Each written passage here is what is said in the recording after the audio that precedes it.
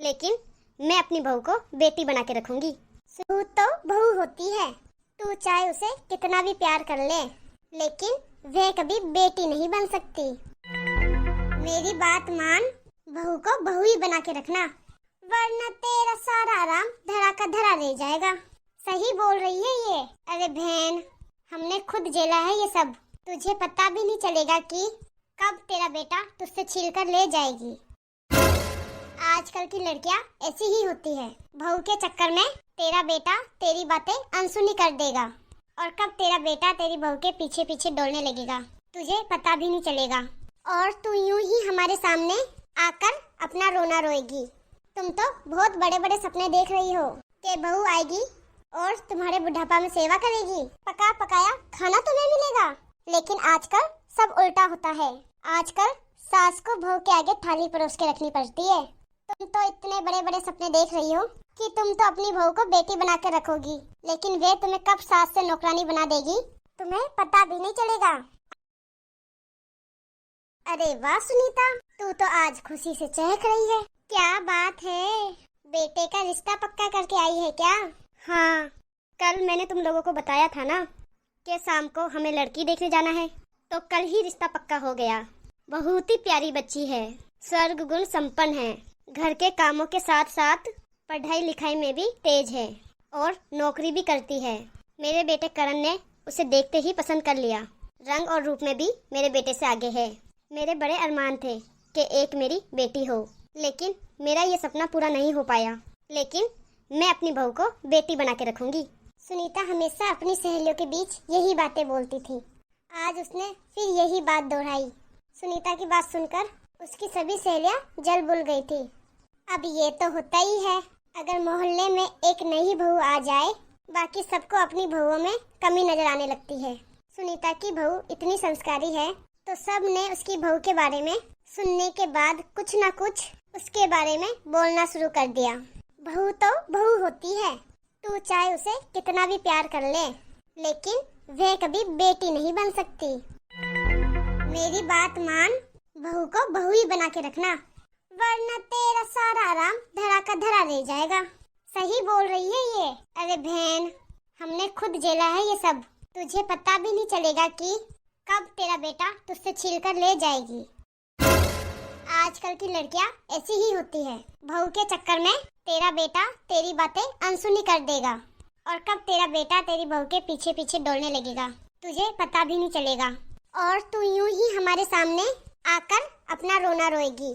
तुम तो बहुत बड़े बड़े सपने देख रही हो कि बहू आएगी और तुम्हारे बुढ़ापा में सेवा करेगी, पका पकाया खाना तुम्हें मिलेगा। लेकिन आजकल सब उल्टा होता है। आजकल सास को बहू के आगे थाली परोस के रखनी पड़ती है। तुम तो इतने बड़े बड़े सपने देख रही हो कि तुम तो अपनी बहू को बेटी बना कर रखोगी, लेकिन वे तुम्हें कब सास से नौकरानी बना देगी तुम्हें पता भी नहीं चलेगा। अपनी अफसरगिरी तुम पर झाड़ेगी और तुम बस कोने में खड़ी होकर उसे सलाम ठोकोगी।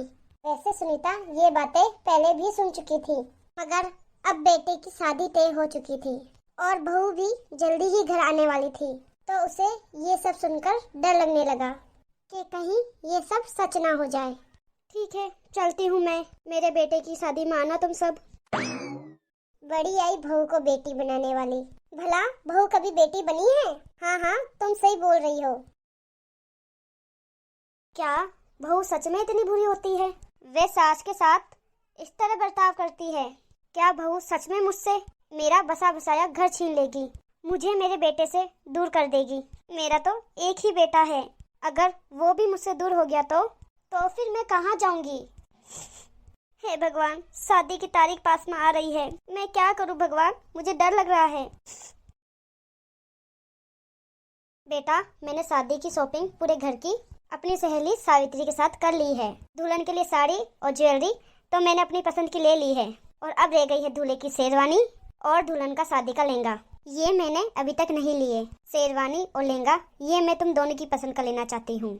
अरे माँ, मेरी पूनम से बात हो गई है, हम लोग खुद जाकर पसंद कर लेंगे, आपको परेशान होने की जरूरत नहीं है। अभी तो बहू आई भी नहीं है और उसने अपनी मर्जी चलानी भी शुरू कर दी। सुनीता के बड़े अरमान थे कि वे अपनी बहू का लहंगा खुद लेने जाए, मगर बेटे की बात सुनकर चुप हो गई। बेटा, कपड़े तुम दोनों को पहनने हैं तो पसंद भी तुम दोनों की होनी चाहिए। ठीक है, तुम जाकर पसंद कर लेना। लेकिन बेटा, सगाई की अंगूठी वो तो मैं लेने चलूँ ना तुम्हारे साथ? अरे माँ, तुम इन सब चीज की फिक्र छोड़ दो। मैं और पूनम सब देख लेंगे। हम लोग खुद जाकर अंगूठी पसंद कर लेंगे। और फिर सुनीता इस बात पर कुछ नहीं बोल पाई और सोचने लगी, आज तक किसने मेरी पसंद का ख्याल रखा है? जो बहू रखेगी। सब लोग अपनी मर्जी करते हैं तो वो भी तो अपनी मर्जी करेगी। शादी के बीच जब सुनीता पूनम से मिली, मम्मी जी आप ठीक हो? हाँ। यहाँ आने में कोई दिक्कत तो नहीं हुई? नहीं। मम्मी जी का व्यवहार थोड़ा अजीब लग रहा है।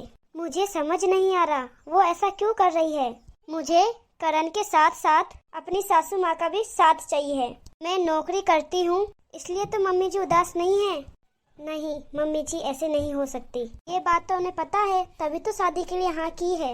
मुझे पता करना होगा कि मम्मी जी को हुआ क्या है। समधन जी, हम शादी में 11 साड़ी रखेंगे। ये रही वो सब साड़ियाँ, सभी एक से बढ़कर एक है। लेकिन पूनम को इनमें से कोई पसंद नहीं है या फिर कलर पसंद नहीं है तो मुझे बता देना, मैं चेंज करवा दूंगी। आप चिंता मत कीजिए मम्मी जी, सभी साड़ियों की डिजाइन बहुत अच्छी है और कलर भी। अच्छा, आप एक बात बताइए, आपने फंक्शन में पहनने के लिए क्या क्या खरीदा है? अपनी बहू के मुंह से ये बात सुनकर सुनीता को एकदम झटका लगा कि शादी की तैयारियों में तो वो अपने लिए कुछ खरीदना भूल ही गई थी। सुनीता ने बात को संभालते हुए बोला, मैं क्या करूँगी कुछ लेकर, अलमारी भरी है कपड़ों से, उनमें से कुछ भी निकाल कर पहन लूंगी। और वैसे भी उस दिन तो सबकी नजर दूल्हा दुल्हन पर रहने वाली है, मुझे कौन देखने वाला है। अरे ऐसे कैसे, आप दूल्हे की माँ हो और दुल्हन की सासू माँ, तो आपको तो सभी देखेंगे। आपको तो महारानी जैसे दिखना है, सबकी नजर शादी में आप पर ही रहेगी। अच्छा, एक काम करते हैं, हम दोनों साथ मिलकर आपके लिए शॉपिंग करने चलते हैं। आपके लिए नई नई साड़ियाँ खरीदेंगे। सुनीता को कुछ समझ नहीं आया, उसने ऐसे ही हाँ बोल दी। ठीक है बेटा। और वे दोनों जब शॉपिंग में गए तो कुछ ही घंटों में ढेर सारी शॉपिंग कर ली। मम्मी जी, राजपूती ड्रेस आप हल्दी में पहनना और जो मैंने सुंदर सा गाउन दिलवाया है वो आप महिला संगीत में पहनना। बेटा, मैं ये सब कपड़े नहीं पहनती, तुम पहन लेना। नहीं मम्मी जी, ये सब आप ही पहनोगी। आपने मुझे सब कुछ पहनने की आज़ादी दी है तो आप भी तो कुछ नया ट्राई कर सकती है। आप ये सब पहन के देखना, बहुत सुंदर लगेगा। पहले तो सुनीता मान नहीं रही थी, पर उसके बहू के बार बार जिद करने से आखिर वो मान गई। मुझे लगा पूनम सिर्फ अर्जुन का ही साथ चाहती है, लेकिन अब मेरे मन से ये डर निकल गया। मेरी बहू शायद मेरा साथ भी चाहती है। मम्मी जी, आप शॉपिंग कर करके थक गए होंगे, चलो इस कैफे में कुछ खा लेते हैं। हाँ बेटा, भूख तो लगी है। हाँ तो चलिए, ये बहुत अच्छा कैफे है। ये लीजिए मम्मी जी मेन्यू, आज आप अपनी पसंद का खाना ऑर्डर कीजिए। सुनीता एक बार फिर हैरान हो गई। बेटा, मैंने तो आज तक कभी ऐसे ऑर्डर नहीं किया। हम जब भी बाहर जाते हैं खाना खाने, हमेशा तुम्हारे पापा जी या फिर अर्जुन ऑर्डर करता है खाना। मुझे तो ये सब आता ही नहीं है। तो अब कीजिए, मगर तुम भी तो कर सकती हो ना। ऐसा करो, तुम ही कुछ मंगा लो, जो तुम ऑर्डर करोगी मैं वही खा लूंगी। नहीं, आप ही ऑर्डर करोगी और हम आज आपकी ही पसंद का खाना खाएंगे। ये सुनकर सुनीता की आंखें नम हो गई, क्योंकि आज से पहले उनकी पसंद कभी किसी ने नहीं पूछी थी।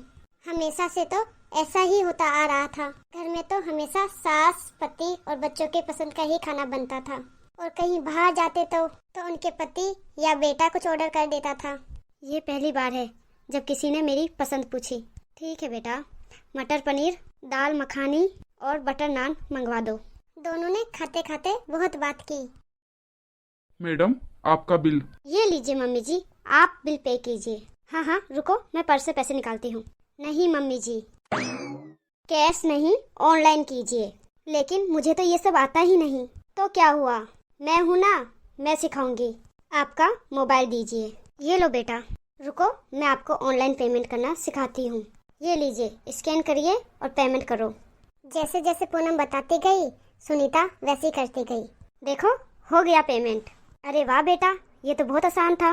मैं अर्जुन को हमेशा कहती थी कि मुझे भी ऑनलाइन पेमेंट करना सिखा दे, लेकिन वो हमेशा हंसकर टाल देता था कि माँ तुम क्या करोगी इस उम्र में ये सब सीख कर। बोलता था ये सब रहने दो, तुम्हारे बस की बात नहीं है। तुम कैश रखा करो अपने पास। ऑनलाइन पेमेंट के चक्कर में कहीं कुछ गड़बड़ हो गई तो तुम सारे पैसे उड़ा दोगी, इसलिए उसने मुझे कभी सिखाया ही नहीं। कोई बात नहीं मम्मी जी, अब मैं आ गई हूँ ना, मैं आपको वो हर काम सिखाऊंगी जो आप सीखना चाहती हो। साथ साथ में आपकी हर पसंद का भी ध्यान रखूंगी। अब ससुराल में तो आप ही मेरी माँ होगी ना, तो मेरी माँ की हर इच्छा पूरी करना मेरा फर्ज है। मैं हमेशा चाहती थी मेरी एक बेटी हो और मैं उसके साथ हर सुख दुख की बातें करूं, नई नई चीजें सीखूं, अपने दिल की हर बात उसे कह सकूं। जो बात बेटे नहीं समझ सकते वह बात बेटियां आसानी से समझ जाती है। बेटियां तो बिन बताए समझ जाती है। इसलिए मैं हमेशा से एक बेटी चाहती थी, लेकिन भगवान ने इतने सालों बाद मेरी इच्छा पूरी कर दी। मुझे बहू के रूप में बेटी दे दी। इस बात की मुझे बहुत खुशी है। मम्मी जी, मैं भी बहुत खुश हूँ। मुझे भी दो दो माओं का प्यार मिलेगा। मगर आपको देखकर ऐसा लग रहा था कि जैसे कोई बात आपको परेशान कर रही हो। अगर ऐसा कुछ भी है तो आप मुझे बता सकती है। माना मेरी शादी आपके बेटे से हो रही है, लेकिन मुझे जितनी जान पहचान अर्जुन से करनी है उतनी ही आपसे भी करनी है। मुझे आज आपके साथ समय बिताकर बहुत अच्छा लगा और मुझे उम्मीद है आपको भी बहुत मजा आया होगा। आज मेरे मन से बहुत बड़ा डर दूर हो गया। मेरा मन हल्का हो गया है। मैं बहुत दिनों से परेशान थी, लोगों की बात सुन सुनकर कि बहू कभी बेटी नहीं बन सकती। सबने इतना कुछ बोला कि मेरे मन में डर बैठ गया। लोगों ने मेरा जीना हराम कर दिया था कि तुम्हारी बहू आते ही तुम्हारा बेटा छीन लेगी, मुझे घर की नौकरानी बना देगी, मुझ पर हुक्म चलाएगी। लेकिन अब मेरा सारा डर दूर हो गया। मुझे पूरा यकीन हो गया कि तुम एक बेटी की तरह मेरा ध्यान रखोगी और हमारा घर जोड़ के रखोगी, और मैं भी तुम्हें बहू नहीं बेटी बना के रखूंगी। ये मेरा वादा है तुमसे। जब तक सास अपनी बहू को बेटी नहीं मानेगी तो बहू कहाँ से अपनी सास को माँ मान लेगी।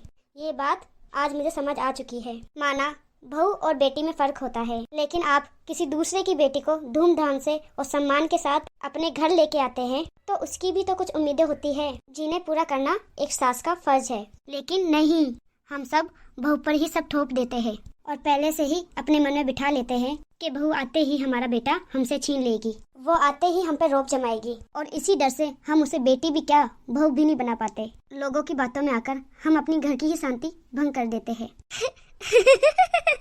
क्या मम्मी जी, आप भी छोटी बच्ची हो क्या जो लोगों की बातों में आ रही हो? मैं आपको कभी भी आपको आपके बेटे से दूर नहीं करूंगी। आपका बेटा है, आप जब मर्जी चाहिए उसके कान खींचिए, मैं कुछ नहीं बोलूंगी। आप तो बस मेरे साथ ऐसे ही रहना। हमारी वीडियो अंत तक देखने के लिए धन्यवाद। हमारी वीडियो आप लोगों के मनोरंजन के लिए है। प्लीज इस वीडियो को दिल पे ना लगाएं। हमारी कहानी आपको कैसी लगी है इसकी राय जरूर देना कमेंट में, और साथ ही चैनल को सब्सक्राइब, वीडियो को लाइक और वीडियो को शेयर भी कर देना। Thank you for watching this video.